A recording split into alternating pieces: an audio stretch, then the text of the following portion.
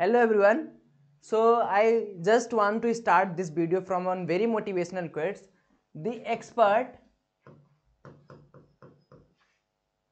in anything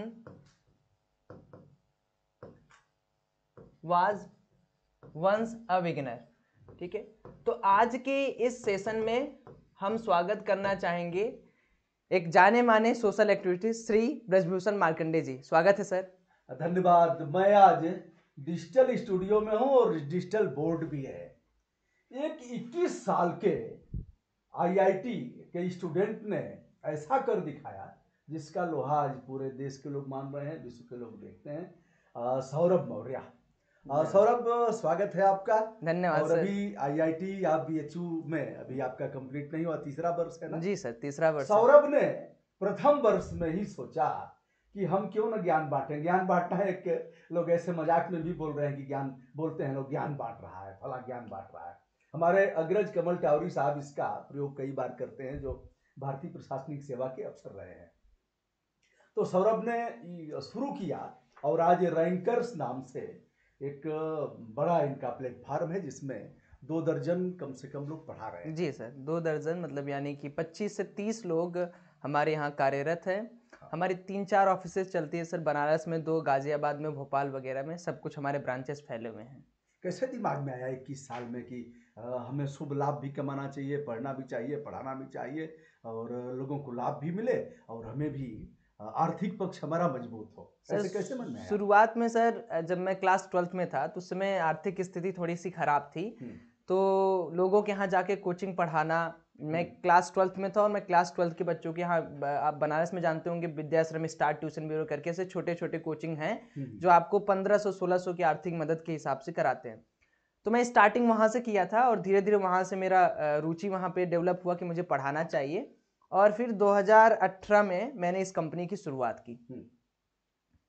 तो यह लगातार बढ़ रहा है। इस समय कहाँ कहाँ आपके केंद्र संचालित हो रहे हैं? सर यहाँ इस समय गाजियाबाद में है, बनारस में है और भोपाल में है, 3 जगह से। 3 जगह? जी सर। तो यह आपका डिजिटल बोर्ड है जी। आप देख रहे हैं। डिजिटल बोर्ड पर मैं पहली बार हूँ, इसके पहले मैं कभी डिजिटल बोर्ड के सामने मैंने कोई वीडियो नहीं किया है। तो यह है सौरभ का, और सौरभ यहीं से संचालित करते हैं। और भी किसी संस्थान से आप जुड़े हैं जहाँ पढ़ाते हैं? सर अभी तो फिलहाल जब मेरी शुरुआत हुई थी तब से तो बहुत बड़े बड़े संस्थान ने अप्रोच कर लिया, लेकिन एक संस्थान है जिसके साथ अभी भी हम काम करते हैं, क्योंकि हमने शुरुआत में वहाँ बहुत काम किया था, अनअकैडमी, क्योंकि उनके सीईओ वगैरह से थोड़ा ज़्यादा पर्सनल कनेक्शन है। और आज अनअकैडमी दुनिया में एक अलग ही स्थान पे है। इंडिया में अगर बात करें तो नंबर 1 लर्निंग एजुकेशन प्लेटफॉर्म है और बहुत सारे लोग इससे अवगत होंगे। तो इस समय वहाँ पे मेरी काफ़ी अच्छी पोजीशन पे। अनअकैडमी में कब से आप पढ़ाते हैं? अनअकैडमी से शुरुआत तो जब मैं अपने यूट्यूब चैनल का 2018 से किया था, तो विद इन 6 मंथ्स जब IIT JEE जब डेवलप होने वाला था अनअकैडमी में, तब से ही मैं पढ़ा रहा हूँ वहाँ पे। अनअकैडमी ने इस युवा बच्चे के हुनर को उन्होंने तराशा, जान लिया और परीक्षण किया अपने ढंग से। बिल्कुल फिर सर। इनको सेवा का अवसर दिया। तो अनअकैडमी एक बड़ा नाम है, बहुत बड़ा हमारे सर। भी बच्चे ज्वाइन किए हैं, ऑनलाइन पढ़ाई कर रहे हैं अनअकैडमी जी। में।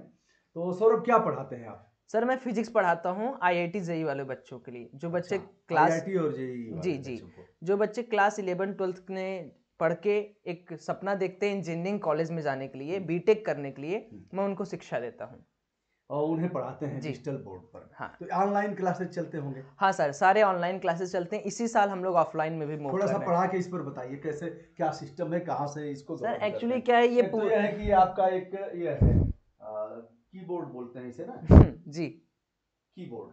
तो इस पर आप यहीं से आप इसका संचालन करते हैं? यहीं से संचालन होता है सारी चीज़ें सर। और इस स्टूडियो में हालांकि हम कैमरा घुमा के दिखा नहीं सकते, काफ़ी सारी चीज़ें लगी हुई हैं। जैसे ये जो डिजिटल बोर्ड होता है सर, ये वाइट बोर्ड कहलाता है। और आजकल अगर कोई भी टीचर या कोई भी पेरेंट्स, कोई भी जो भी ऑनलाइन एजुकेशन में आना चाहता है, उसके लिए सर एक समझ लीजिए कि मैंडेटरी हो गया है कि उसके पास डिजिटल बोर्ड रहे। डिजिटल बोर्ड की कुछ खास बातें इस तरह हैं कि यहाँ पे आपको ज़्यादा चीज़ें लिखनी नहीं पड़ती हैं। जो भी चीज़ें आपको प्रदर्शित करनी है, जो भी चीज़ आपको दिखानी है, आप तुरंत स्क्रीन पे लाके दिखा सकते हैं। कोई भी पावर पॉइंट है आप तुरंत लाके दिखा सकते हैं। जैसे हमने लाइट बैच के बारे में बनाया था, हमारे बैचेज हैं।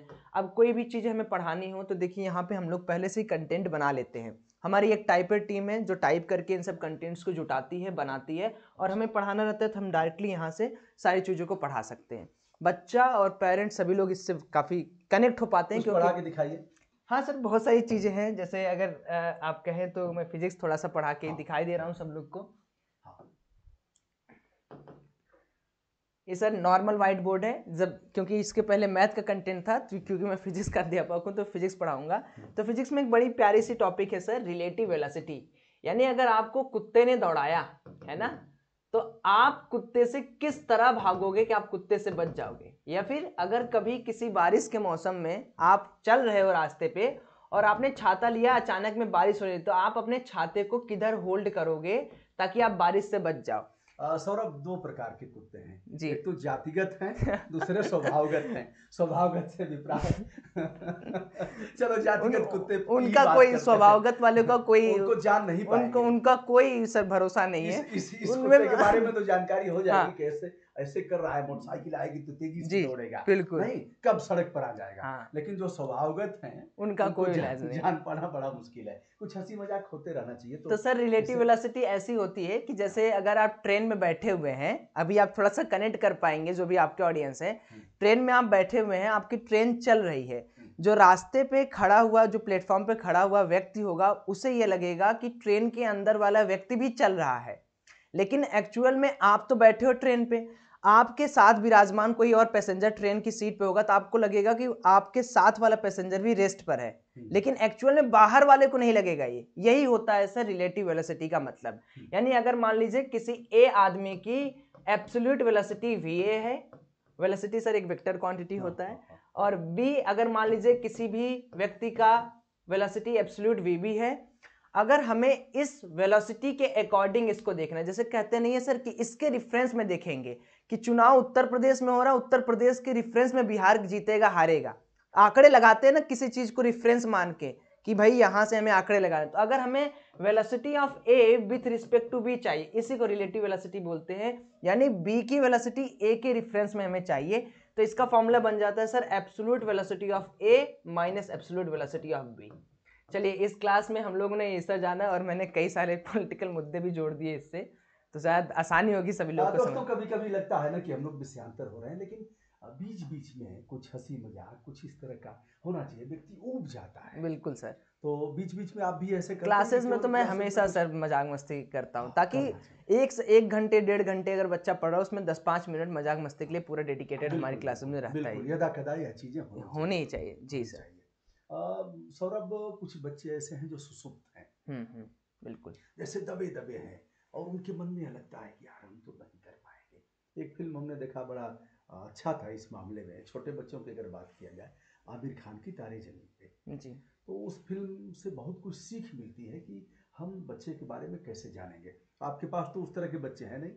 सर हमारे पास भी ऐसे बहुत सारे बच्चे हैं जो मेंटली बहुत वीक हो चुके हैं, लेकिन मेरा ये मानना है सर कि ज़िंदगी में अगर हम कुछ चीज़ ठान ले और हमने सारी ऊर्जा उस पर्टिकुलर क्षेत्र में लगा दी तो वो नामुमकिन नहीं है। एक अभी जल्दी में एक इंसिडेंट हैपन हुआ था, आपको याद होगा शायद 15-20 दिन पहले, एक लड़का जो है कार के नीचे आ गया था, यूएसए की घटना है।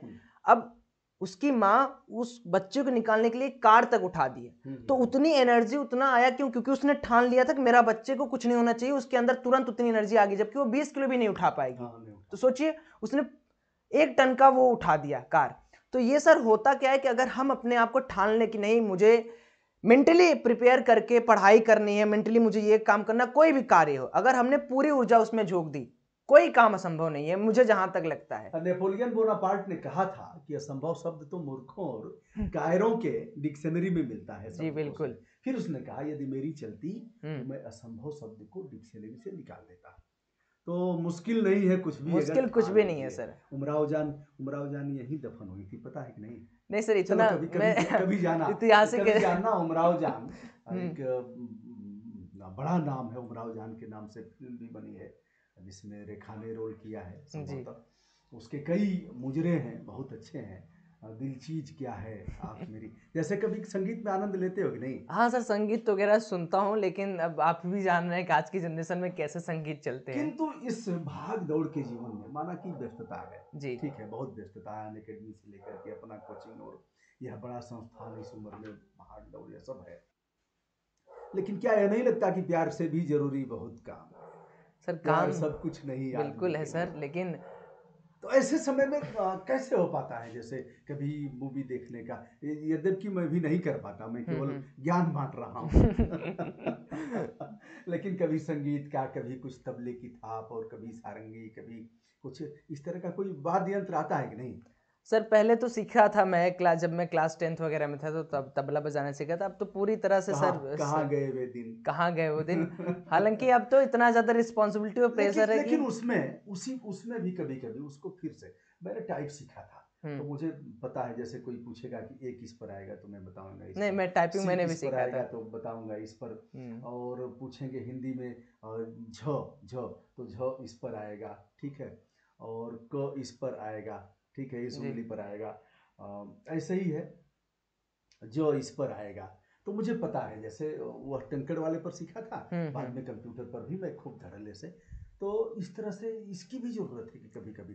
सर। अच्छा एक चीज बताओ सौरभ, जी जैसे लोग जुड़ना चाहेंगे, कुछ बात, तो आपके पास तो समय है नहीं कि आप नहीं बात सर, करो। नंबर तो मैं नहीं शेयर कर हाँ, पाऊंगा। नहीं करना भी नहीं है, लेकिन क्या वह लोग किसी मेल पर कोई ऐसे, या फिर किसी व्हाट्सएप पर अगर कुछ ऐसे बच्चे चाहेंगे, तो आपके पास तो हैंड्स भी हैं। देखिए सर, हमारे पास क्लास 11th क्लास 12th के IIT जेईई के जितने बच्चे हैं, हमारे कई सारे कोर्सेज रन करते हैं।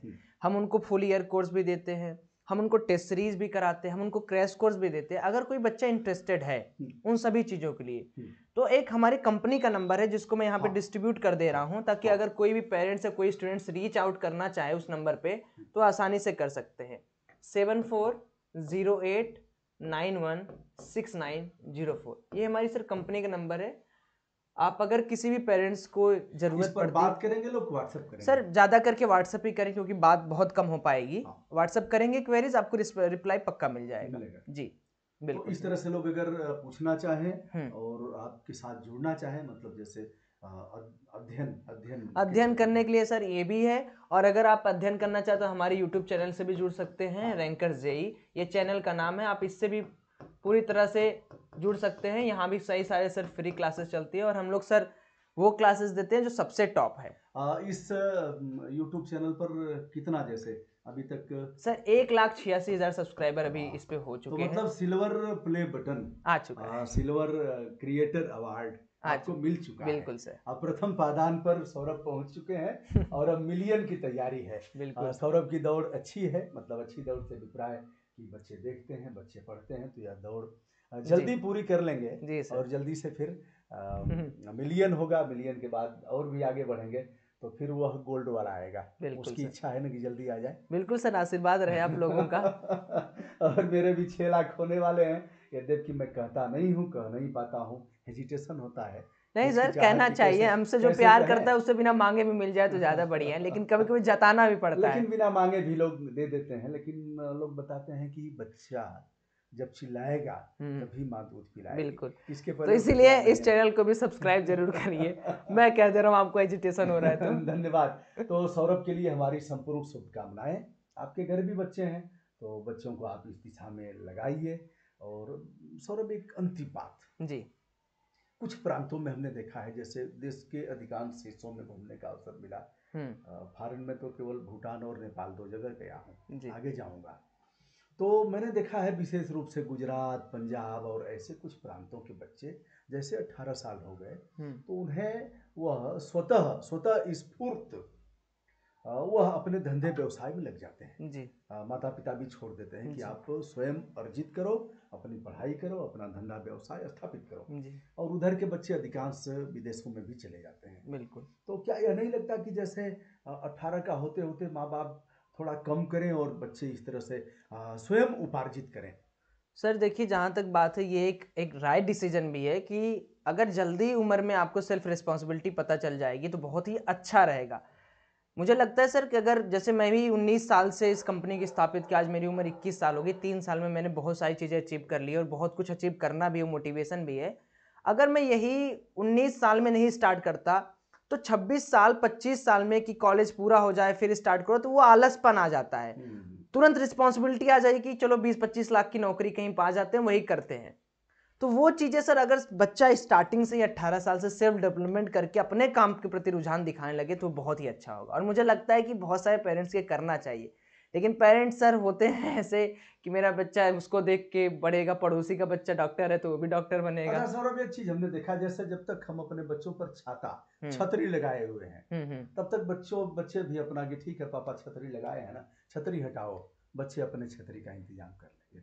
नहीं, एकदम कर लेंगे सर, बहुत ही आराम से कर लेंगे। और वो जो छतरी हटाने के बाद जो पकेगा वो ना, वो बहुत अच्छा होगा। बहुत आप भी अच्छा। देखते होंगे कि फ्लावर प्लांट वगैरह को अगर ज़्यादा आप टेका दे देंगे तो वो अच्छे नहीं होते हैं। चलिए आज के दिन इतना ही। मैं हूं सौरभ मौर्य के साथ, जिनकी कोचिंग है रैंकर्स, और यह एक बड़े विस्तार के रूप में इनको देखा जा रहा है। इनका चैनल भी है और अनअकैडमी में भी पढ़ाते हैं। सौरभ ने एक बड़ा मुकाम हासिल किया है। इनकी दौड़ लगातार और भी बढ़ती जाएगी। इनका मुकाम और इनकी मेहनत लोगों के लिए प्रेरणा स्रोत का काम करेगी। बच्चे भी सीखेंगे और उन्हें लगेगा कि आत्मनिर्भर होने की जरूरत है। बिल्कुल बहुत सर, बहुत धन्यवाद सौरभ, थैंक यू हमारी सो मच, शुभकामनाएं। धन्यवाद। धन्यवाद।